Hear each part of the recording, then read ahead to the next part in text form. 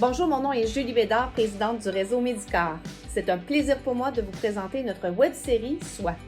Suivez-nous afin de découvrir des personnes inspirantes et passionnées par la santé globale et la médecine esthétique. Un moment unique pour vous afin d'obtenir les meilleurs conseils pour vieillir en beauté. Mon invitée aujourd'hui, Isabelle Huot, docteur en nutrition, chroniqueuse, entrepreneur à succès, une collaboratrice depuis 1 an du réseau Médicare. Isabelle, merci d'être avec nous. Un grand plaisir, Julie, puis c'est tellement chouette de collaborer avec toute la belle gang que vous êtes. Ben écoute, nous, on se connaît depuis 5 ans. On s'est Oui. rencontrés, on a une passion pour le leadership au féminin. Oui. J'avais l'impression de t'avoir toujours connu. On était côte à côte à une table. Et donc, après ça, ça a été un feu roulant d'occasions Oui. où on a eu la chance de collaborer ensemble. Dis-moi, qu'est-ce qui t'a motivé à aller dans le domaine de la nutrition? C'est drôle parce que j'étudiais en psychologie à l'époque à l'Université d'Ottawa. Puis je me suis dit, non, moi, je vais être missionnaire en Afrique. Et j'avais vraiment envie d'aider les habitants des pays en voie de développement. Puis je me suis dit, bon, ben je vais aller en nutrition internationale. Comme ça, j'aurai les outils pour mieux intervenir. Et c'est vraiment pour ça que je suis allée en nutrition. Donc, je suis déménagée à Montréal. J'ai étudié en nutrition avec toujours la pensée d'aller aider.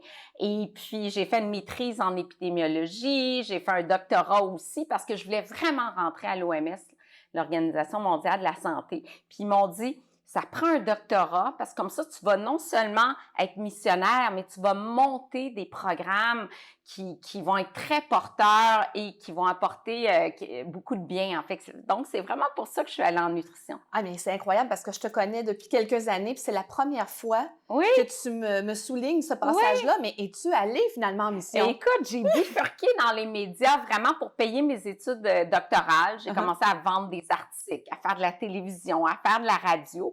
Et puis, de fil en aiguille, je me suis retrouvée presque à temps plein dans les médias. Et puis, j'ai jamais fait ma mission en Afrique que je devais faire, mais j'ai fait ma maîtrise en Suisse. J'ai collaboré un petit peu avec l'OMS. J'ai été ambassadrice d'un projet international aussi un peu partout en Europe. Mais finalement, j'ai lancé mon entreprise. Ma vie a bifurqué. Ben oui, c'est ça. Puis Oui. on te voit, tu es une excellente communicatrice. Est-ce que tu as fait des formations en communication ou c'est vraiment un parcours de vie qui t'a amené sur ce chemin-là? C'est vraiment un parcours de vie parce que quand j'ai fini ma première maîtrise, je travaillais déjà beaucoup dans les médias. Je dis, bon, est-ce que je fais une maîtrise en journalisme, en communication ou je fais un doctorat? Donc, j'étais vraiment ambivalente entre les deux. Finalement, je suis allée vers le doctorat. Et puis, non, j'ai appris comme ça de chronique en chronique. J'ai jamais fait d'école ou quoi que ce soit. J'ai toujours à apprendre aujourd'hui. Et puis, je suis encore, je pense à Salut Bonjour, ça fait 18 ans que je suis là. Dans le Journal de Montréal, ça fait 17 ans aussi. J'adore communiquer, vulgariser. Puis, ce qui me fait le plus plaisir, c'est de voir les gens qui me disent « Ah, mais j'ai plus mon médicament pour le cholestérol ou pour le diabète ou j'ai perdu 50 livres, je me sens mieux. » C'est les témoignages des gens qui me suivent à travers au fil des chroniques, des articles ou sur mon blog. Ça me fait tellement plaisir d'entendre ça. Bien, assurément. Puis dis-moi, qu'est-ce qui t'a poussé à aller vers l'entrepreneuriat? Parce que, bon, il y a l'alimentation, il y a la communication et ensuite l'entrepreneuriat. À 18 ans, j'avais une agence de voyage et une agence de rencontre. Donc, je pense que j'ai ça un petit peu en moi. En plus, j'ai fait des stages à Londres, j'ai fait des stages en Suisse. On n'avait pas Internet à l'époque, donc j'ai écrit des lettres à la main dans à peu près 400 milieux de stages potentiels en disant je vais me trouver un stage. Donc, j'ai toujours été extrêmement fonceuse. Quand j'ai étudié à Ottawa, j'ai lancé une agence de voyage, j'organisais des voyages. Même à 16 ans, au Collège Maisonneuve, j'organisais des voyages de groupe, puis j'accompagnais les gens en voyage. Puis l'agence de rencontre aussi, j'ai adoré, j'ai lancé ça à Ottawa, je faisais des soirées rencontres. Et donc, j'avais ça dans le sang, puis comme travailleur en communication, t'es pigiste, donc tu vas chercher différents mandats. Puis à 39 ans, je me suis dit, bon, ben les médias, on est toujours sur un siège éjectable. Donc, on l'a vu, t'es comme la saveur du mois, après ça, t'es plus là. Je suis privilégiée aujourd'hui d'être encore là après 22 ans dans les médias. Et puis, je me suis dit, bon, ben c'est quoi mon avenir? J'ai un doctorat, je peux enseigner, j'ai déjà enseigné à l'université. Qu'est-ce que je fais? Puis là, je me suis dit, à 39 ans, ben je vais lancer mon entreprise, donc un réseau de cliniques, du prêt-à-manger, des collations. Parce que si je perds mon gagne-pain à travers les médias, parce que pour la femme de 40 ans et plus, à la télé, on sait qu'on est un petit peu poussé. Donc, j'aurai mon entreprise. Et c'est vraiment pour ça que j'ai lancé mon entreprise à 39 ans. Et en débutant par un service, des cliniques un peu partout, par la suite des produits. Puis aujourd'hui, le développement de produits, c'est vraiment ça que je préfère.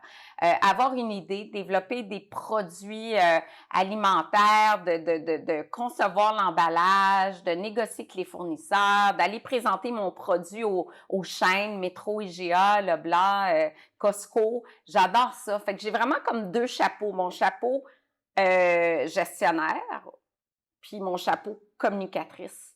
Donc, je fais vraiment les 2. Ah ben écoute, puis tu le fais très, très bien. Ah, merci. Dis-moi, on voit beaucoup dans les médias sociaux, toute l'image, on est focusé sur l'image, l'apparence, les régimes. Oui. Qu'est-ce que tu penses de ça? Toi, docteur en nutrition, qu'est-ce que tu dirais à nos adolescentes, à nos gens là, qui vont pas nécessairement au fond des choses? Bien, on va de plus en plus vers la diversité corporelle. Ça, je trouve ça bien parce que j'ai vu, quand j'ai fait de la pratique privée pendant 28 ans, j'étais spécialisée en anorexie, boulimie, hyperphagie, donc les troubles de comportement alimentaire. Et j'ai donc vu des jeunes filles anorexiques qui suivaient des modèles sur les réseaux sociaux. Je pense que ça nuit beaucoup, les images qu'on véhicule, qui sont toujours la femme parfaite ou des images remodelées avec les fils. Donc, moi, j'encourage, c'est sûr, la diversité, mais jamais au détriment de la santé, parce qu'on sait qu'un excès de poids augmente le risque de différents types de cancers, de maladies cardiovasculaires, de diabète.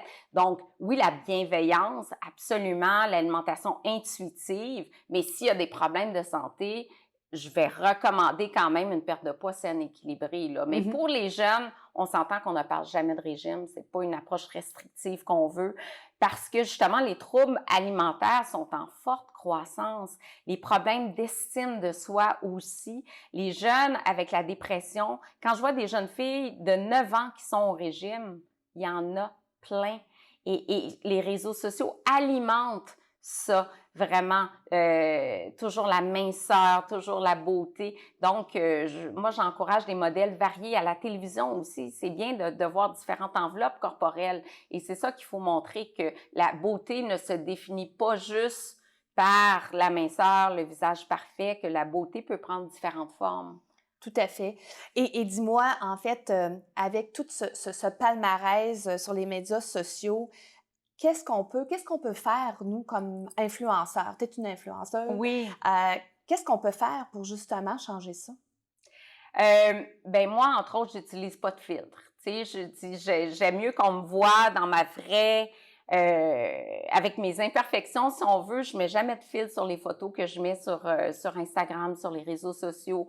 Puis j'encourage mes amis à pas en mettre aussi, parce que quand tu vois une image, puis après tu rencontres la personne, puis tu dis, attends, c'est pas la même personne, là. Donc, ça fait partie, puis des messages de bienveillance, des messages de diversité, mais en mettant la variété de l'avant aussi, l'alimentation végétale. Tu sais, il faut pas mettre de côté la saine alimentation, là. Diversité ne veut pas dire manger du fast-food, manger n'importe quoi, là. Faut continuer à faire la promotion des saines habitudes de vie. Moi, j'ai un doctorat en promotion de la santé, prévention. Donc, pour moi, bien manger, c'est très important pour vieillir en santé et vraiment freiner le vieillissement aussi, là. Oui, tout à fait. Parce qu'en fait, c'est le bienfait de l'alimentation, mais dans le feu roulant qu'on connaît, Isabelle, tu sais, là, tu es une femme très active. Quel conseil que tu donnes aux gens, justement? Comment on peut inculquer ça dans une horaire chargée?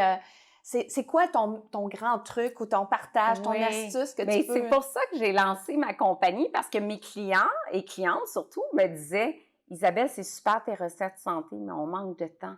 On travaille 60 heures, on a les enfants, on a les cours, on est maman taxi, papa taxi, donc on est super occupé. Comment on fait pour bien manger quand on n'a pas de temps? Et là, je dis, je vais vous lancer du prêt-à-manger santé. Puis c'est toutes mes idées de produits que j'ai développés, c'est vraiment mes clients, clientes qui me les ont donnés. C'est pour répondre à un besoin spécifique. Exact. Donc, je disais, ben manger des noix en collation, puis il prenait le sac d'arachide, il venait de manger 1000 calories de noix, puis il revenait, puis finalement, il était pas en perte de poids, il avait gagné du poids. Ben là, j'ai lancé mes petits sachets de collation. Donc, ça prend de la planification aussi. Si on n'a rien, on arrive du bureau, il est 6 heures, il n'y a rien à manger, ben on commande. Puis des fois, c'est là qu'on se laisse tenter, puis qu'on commande des choses qui sont pas nécessairement santé. Donc, de planifier les recettes de la semaine, de couper les crudités d'avance, d'organiser son garde-manger, c'est des petits trucs tout simples qui font en sorte que l'accessibilité du bien manger, elle est plus présente. Tout à fait. Et toi, dans ton day-to-day, là, Oui. c'est quoi tes astuces beauté au sens général, là, tes Oui. saines habitudes? Comment tu fais pour prendre soin de toi? Tu es toute belle, C'est tu pètes gentil. le feu. Alors, dis-moi, c'est quoi tes astuces? Bien, moi, c'est d'être passionné par son travail. Je Ouais. pense que ça, à la base, c'est ça. Quand tu aimes ce que tu fais, ça transparaît, l'énergie est là. Puis quand l'énergie est au rendez-vous, je pense qu'on est plus lumineux. Ouais. Puis sinon, ma mère qui prenait tellement soin de sa peau, donc j'ai commencé, moi, les masques, ça, j'avais 12-13 ans, donc ça fait partie de ma vie, là, le rituel du matin et du soir, mais je dois dire que je travaille vraiment beaucoup, un bon 80 heures semaine, fait que c'est sûr que comme toutes les femmes, je manque de temps. Je m'entraîne 2-3 fois semaine, mais tu sais, c'est pas suffisant. J'aimerais en faire plus et prendre soin de moi. C'est dans mes projets, là. Je me dis, bon, ben là, je veux un petit peu plus de temps libre, prendre soin de moi un petit peu plus. Ah oui? Ben, Oui. c'est souvent, hein, c'est ça, hein? Faut l'inscrire à l'agenda. Faut l'inscrire à l'agenda, puis c'est ça, faut mettre le sport à l'agenda, faut se donner des petits moments pour soi à l'agenda. Puis honnêtement, je suis pas parfaite parce que je peux dire que j'ai pas la vie parfaitement équilibrée dans le sens où je travaille trop, puis j'en suis bien consciente. Mais de toute façon, c'est un parfait équilibre. Chaque personne a son équilibre. Il faut respecter que la définition de l'équilibre n'est pas nécessairement le même que pour le voisin ou la voisine qui nous regarde. Fait que ça, faut pas se mettre le stress du regard des autres, finalement. Bien, j'aime ça, cette réflexion-là, parce que souvent, les gens, tu travailles trop, tu es déséquilibré, ça n'a pas de sens. Oui, mais j'aime ça. Moi, j'aime ça, je me nourris dans le travail. Donc, j'adore ça. Puis, comme je disais, ben j'ai mon entreprise, 45 heures semaine. J'ai le monde des coms, un autre 45 heures. Ben c'est comme 2 emplois ensemble. Fait que c'est sûr que c'est beaucoup d'heures. Ben, mais moi, je pense que tu as mis le doigt sur la passion.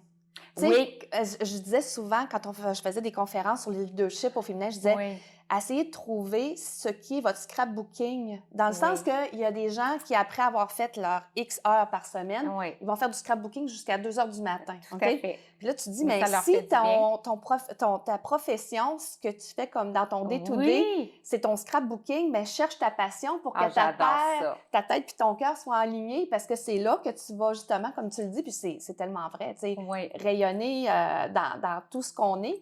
Et c'est quoi ta définition de la beauté pour toi? Intérieur, extérieur, ce qu'on dégage, le sourire, la communication avec les autres. Pour moi, c'est ça la beauté. C'est être lumineux, avoir une joie de vivre. Et ça, je pense que ça se reflète sur notre corps, dans notre communication avec les autres. Pour moi, c'est ça la beauté. C'est vraiment, puis c'est ça que vous avez chez Médicor aussi, beauté intérieure, extérieure. Oui, exactement. Puis d'ailleurs, ça m'amène à ça, c'est que quel est, selon toi, l'impact d'une bonne nutrition, tu sais, au niveau de la santé mentale, au niveau de l'énergie, du sommeil? Tu sais, parle-moi de ça, parce qu'avec toute l'expérience que tu as, c'est quoi que tu as vu dans le concret? Énormément d'influence. D'abord sur la prévention des maladies chroniques, on le sait, maladies cardiovasculaires, cancer. Beaucoup de liens entre santé mentale et nutrition aussi. Plein d'études qui étudient notamment le microbiote, notre flore intestinale, et l'impact sur notre santé mentale. C'est fascinant comme domaine de recherche. Ce qu'on mange va vraiment influencer notre niveau d'énergie, la qualité du sommeil. Puis, on l'a vu avec la pandémie, les Québécois dorment beaucoup plus anxieux, plus de stress, plus de dépression aussi. Et ça a affecté le sommeil. Le sommeil, c'est tellement important pour bien récupérer. Et parce que si on ne dort pas suffisamment en bas de 7 heures par nuit, on a davantage de fringales pour des aliments sucrés. C'est plus difficile la gestion du poids, puis l'énergie aussi. Puis comment tu veux t'entraîner si tu n'as pas dormi de la nuit ou si tu as eu de l'insomnie parce que tu es en ménopause. La ménopause, c'est fascinant aussi. L'influence de la ménopause sur les habitudes de vie, c'est un lien direct, c'est l'objet de mon prochain livre. Ah oui, mais là, tu m'intéresses, hein, parce que là, moi, je rentre là-dedans. Là, moi, je suis là-dedans aussi. Ah, mon Dieu Seigneur, écoute, il faut absolument faire une autre entrevue prochainement là-dessus. Oui. J'ai hâte de te lire parce que c'est quelque chose, on se comprend plus, là. On se comprend plus, puis les hormones, puis je l'écris avec un médecin spécialiste en hormonothérapie, donc super intéressant, puis dans les clients qu'on reçoit dans nos cliniques posent énormément de questions. C'est vraiment une préoccupation, la ménopause, avec les bouffées de chaleur, avec l'insomnie, l'irritabilité, le gain de poids abdominal. Donc, un ensemble de joyeux facteurs là, qui font en sorte que ça mine le moral de plusieurs femmes. Beaucoup ont des dépressions aussi à cette période-là. Puis le médecin a tendance à donner des antidépresseurs. Au lieu de regarder une approche globale, on va travailler les hormones, l'alimentation qui a un rôle vraiment significatif là, sur les symptômes de la ménopause. Et quel est le must-have à mettre dans sa routine? Comme pour moi, là, je te dis, on est en consultation et toi et moi, puis là, je dis, Isabelle, qu'est-ce que tu me conseilles? Là? Vraiment, là, le must-have à mettre dans ma routine pour justement mettre les chances de mon côté. Je dirais alimentation essentiellement végétale, sans être nécessairement végétarien, flexitariste, donc végétariste à temps partiel, 7 à 10 fruits et légumes par jour. Vraiment, là, la base, les antioxydants pour la peau, pour prévenir les maladies, pour freiner le vieillissement aussi. Poisson, 2-3 fois semaine.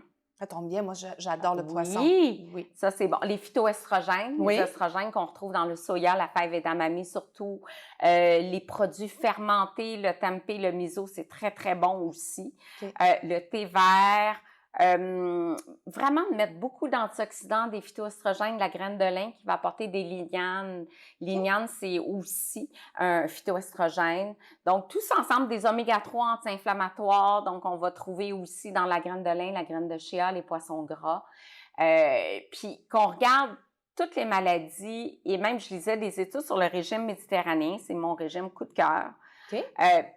Ce qu'on met dans l'assiette, beaucoup de végétaux, la viande rouge juste quelques fois par mois en haut de la pyramide, vin rouge, modération, puis le plaisir de partager un repas qui va avec ça. Bien, les gens qui suivent un régime méditerranéen, on a des études chez les femmes, moins de rides, moins de vieillissement, moins de cancer du sein, moins de maladies cardiovasculaires. Donc, il y a beau avoir toutes sortes d'approches, toutes sortes de régimes, tendances, c'est le régime qui recueille le plus d'évidences scientifiques.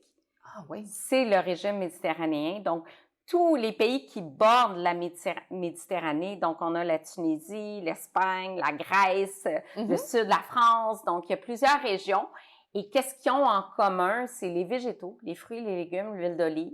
Le plaisir de manger socialement aussi, prendre le temps de manger là-bas. Par rapport à nous, on mange debout, c'est le coin du comptoir, donc prendre le temps de manger. Et c'est un moment de partage extraordinaire et ça influence beaucoup tant la peau, le vieillissement que le risque de développer des maladies chroniques. Et même la démence diminue le risque de démence, Alzheimer et dépression. Wow! Écoute, je vais lire sur le sujet. Ben, tu dois manger méditerranéen. Ben, écoute, probablement que je ne savais pas que j'étais de cet axe-là, mais oui, ça me rejoint quand même pas mal. Des légumineuses aussi. Des légumineuses, c'est tellement, tellement santé. Mais je sais parce que je lisais là, ton abonnement auquel je suis. Mais je sais que tu l'inclus dans plusieurs plats. Mais qu'est-ce que tu fais pour la personne comme moi qui a de la misère à le digérer? J'ai l'impression que... Ça ballonne. Ah non, mais écoute, j'ai l'impression d'être une montgolfière. Oui, c'est ça. Mais ça, c'est drôle, Julie, parce que ça concerne beaucoup de femmes, surtout en périménopause, le ventre ballonne beaucoup par rapport à toutes sortes d'aliments. Puis ça, c'est un autre défi de la femme en ménopause parce que tu pars le ventre plat, tu te retrouves en fin de journée après avoir mangé, puis là, les pantalons sont serrés et tout. Il faut les introduire progressivement, ça, c'est sûr qu'on commence pas avec une tasse et demie de légumineuses. On va décaler le dessert, même si c'est un yogourt en dessert ou un fruit, pour éviter d'avoir une source de sucre au cours du même repas. Fait que OK. faire vos lards, c'est pas gagnant-gagnant. Non. Et donc, le corps s'habitue, on va intégrer des probiotiques, des prébiotiques qui vont faire en sorte qu'on va mieux les digérer. Probiotiques du kéfir, certains yogourts. Donc, les probiotiques vont moduler les micro-organismes dans notre intestin puis faire en sorte qu'on digère mieux aussi. Les prébiotiques qu'on trouve entre autres dans l'inuline, il y en a dans certains pains entre autres, vont alimenter les bonnes souches de bactéries dans l'intestin et ça peut faire en sorte qu'on digère mieux aussi. Sinon, ben pour toutes les femmes qui ont le côlon irritable, c'est très fréquent, là, c'est 13% des femmes à peu près. Il y a des suppléments comme Align ou des suppléments probiotiques vendus en pharmacie là, qui aident aussi. OK. Moi, je suis le genre, je suis une maniaque de shake. Oui! Donc, qu'est-ce que tu penses de ça? Qu'est-ce que tu mets dedans? Ben, écoute, des épinards, du céleri, du concombre, du lait de macadamia, avec une protéine, une poudre de protéine de bio. De soya. Oui, c'est ça. Ben, tu sais qu'on peut acheter. À 20 grammes de protéines par par cuillère. coupe. Qu'est-ce que tu penses de ça? Ce que j'aime dans ce shake-là, c'est qu'on a une base de légumes. Tu sais, souvent, les gens vont faire des smoothies, des shakes essentiellement des fruits.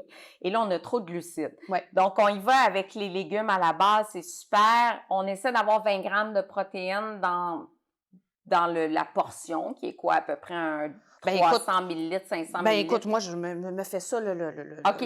C'est un déjeuner, un dîner ou une collation? Non. En fait, moi, je le prends déjeuner, puis je le garde pendant ma journée. Je suis capable, pendant que j'ai une petite fringale, je suis capable de reprendre une petite... Parfait. Oui, c'est un bon shake, mais je dirais, on est mieux de manger ces aliments que de les boire. Parce que manger procure plus le sentiment de satiété qu'un lait frappé, qu'un smoothie aussi protéiné soit-il. OK. Donc, oui, c'est un dépanneur parce que tu es pressé, tu es sur la route, par exemple. C'est mieux ça qu'attraper un muffin et puis d'autres choses. D'autres choses, c'est ça. C'est vraiment, vraiment mieux. Mais de là à dire, ça va me soutenir.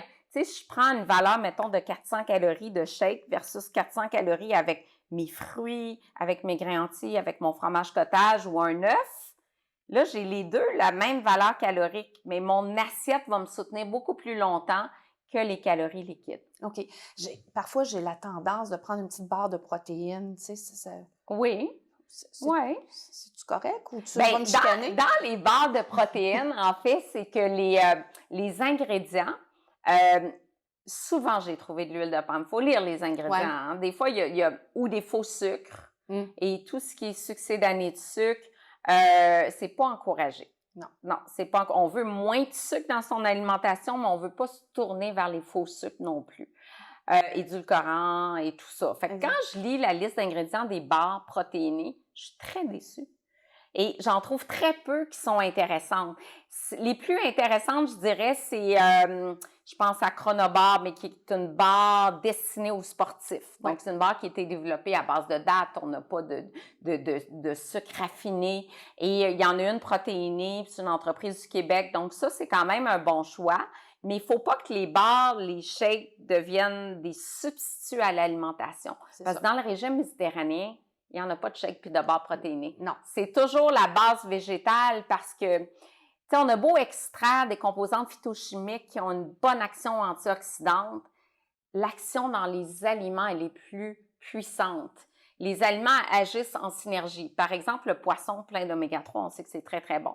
On extrait l'oméga 3 en capsule, c'est bon, mais moins efficace que la synergie dans le poisson avec les protéines marines. OK. Écoute, je vais...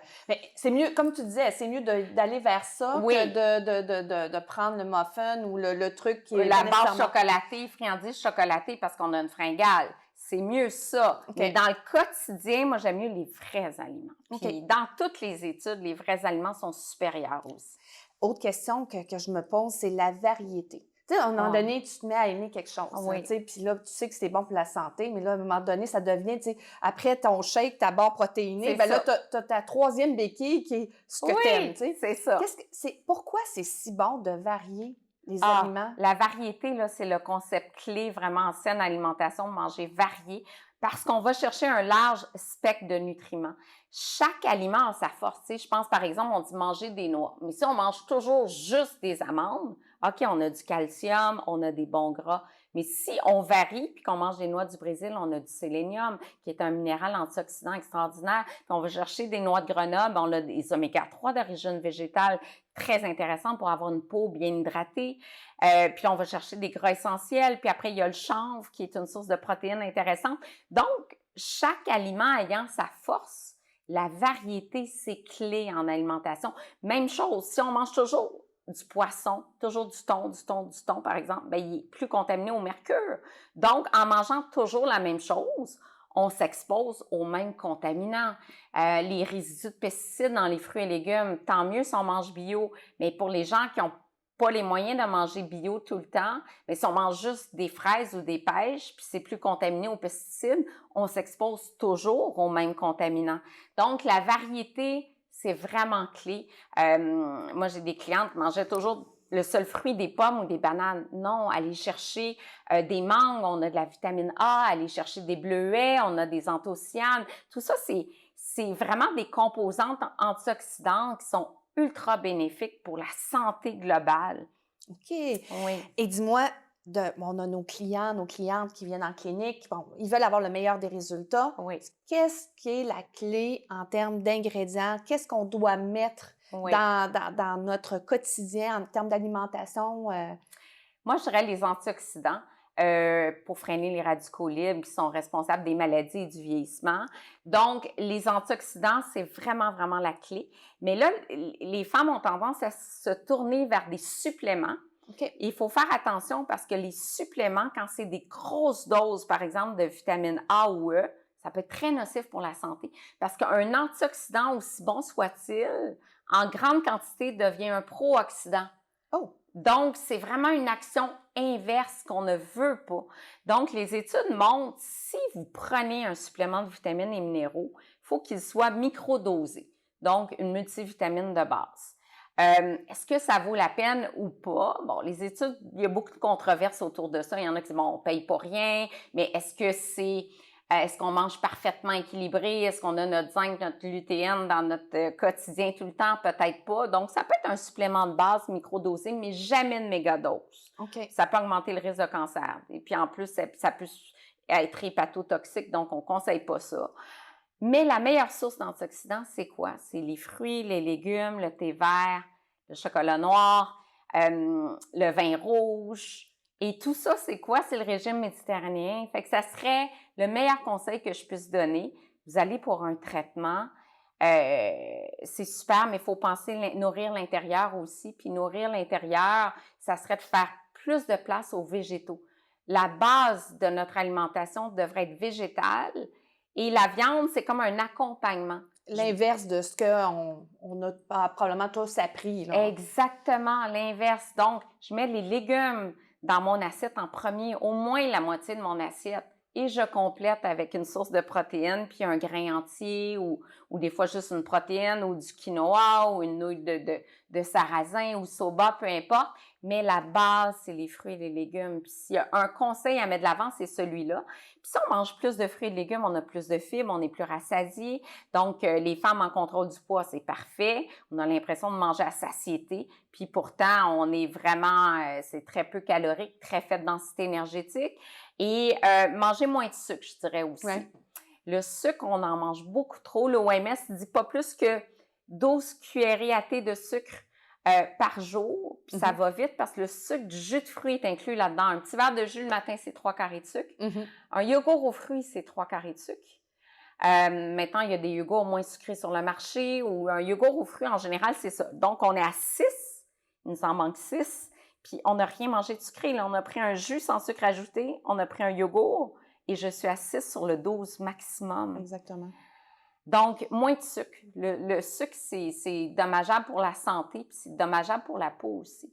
Exactement. Puis, en fait, il y a toute une question d'éducation. Tu peux peut-être en parler. C'est que on va vers le sucre parce que c'est l'éducation qu'on en a. Fait qu'il c'est vraiment l'éducation joue une part importante en tant que parent. Par un dessert. Ben oui, on terminait toujours par... Moi, chez moi, là, il y a des Joe Louis, des millefeuilles. C'était ça mon enfance, là.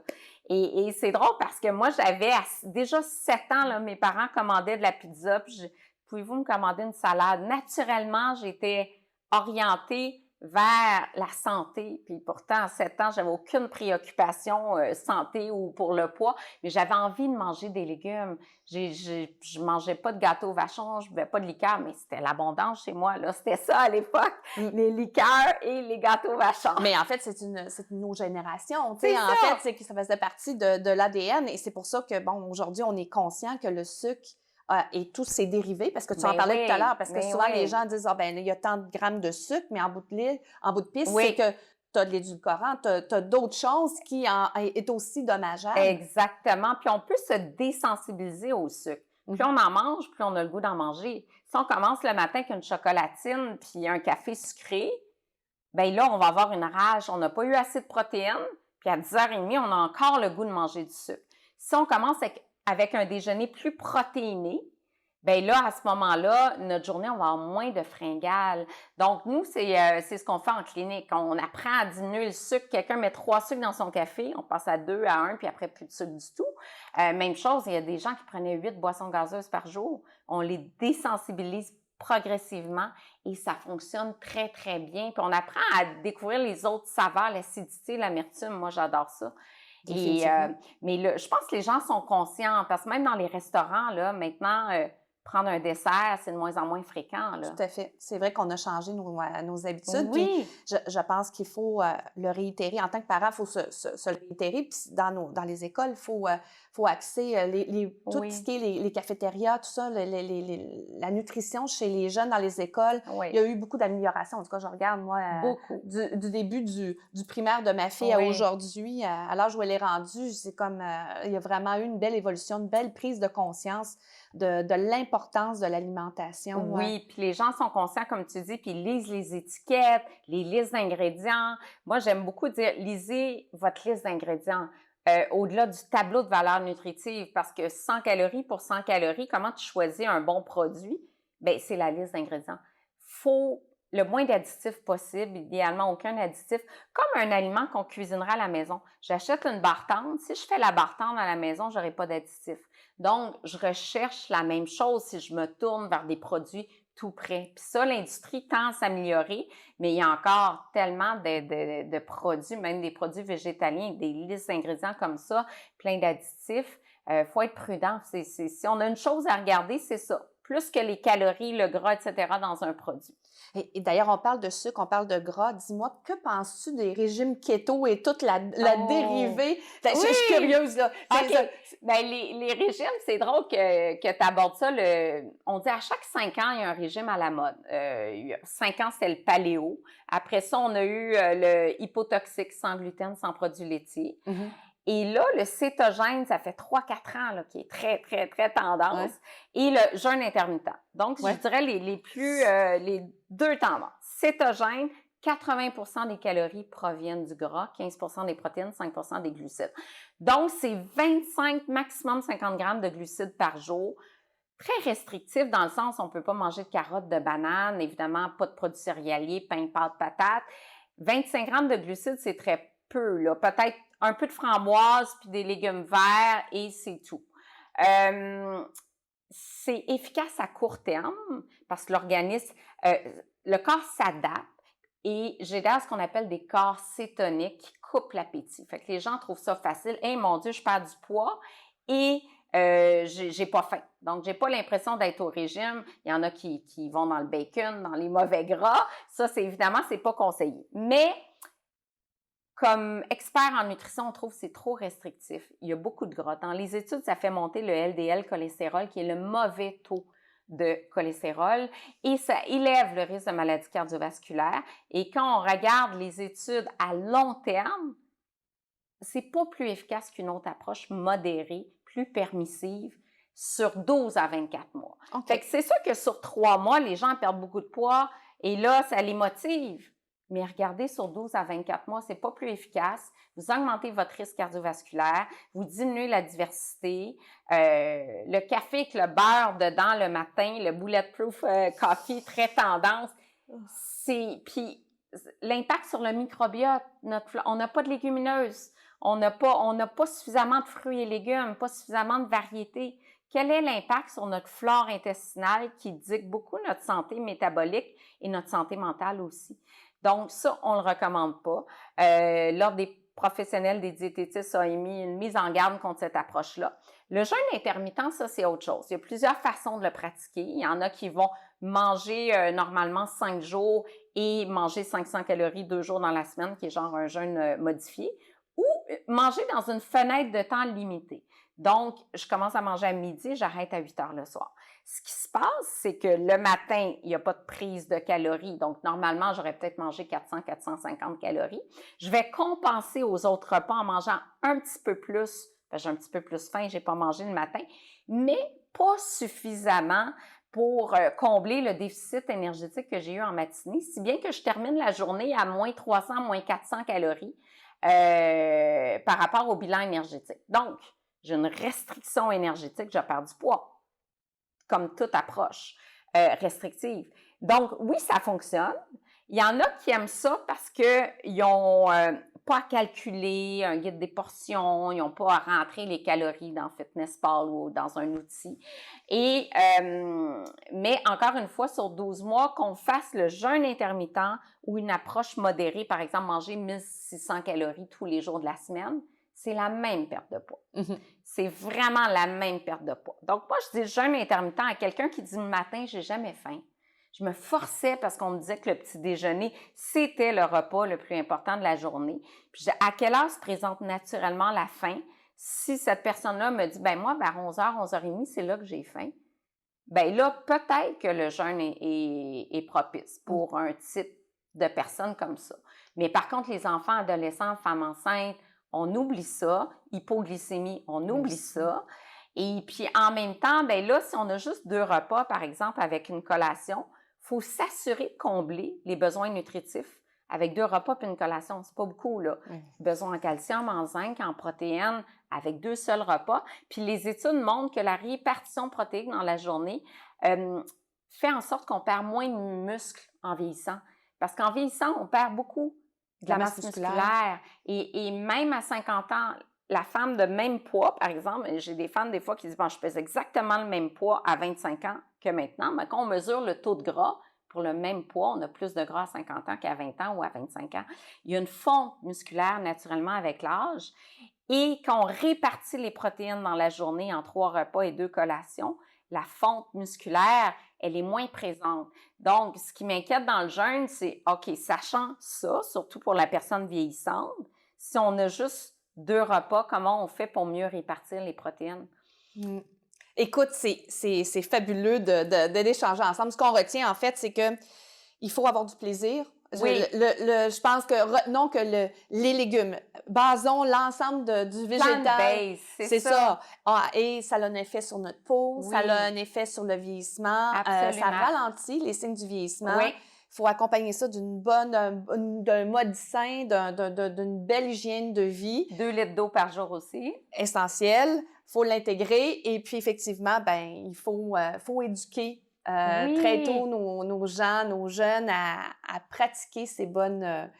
Absolument. Et des bons gras, des noix, des graines de l'huile d'olive, des avocats. Notre peau a besoin de gras quand même pour être bien hydratée. Hein? Puis pour absorber nos vitamines liposolubles, on a besoin de corps gras. Donc, si je mange juste des légumes, j'ai jamais de gras, mes vitamines A, E dans les noix, pour être mieux métabolisées, ça prend un peu de gras. Exactement. Alors, il faut faire attention à soi.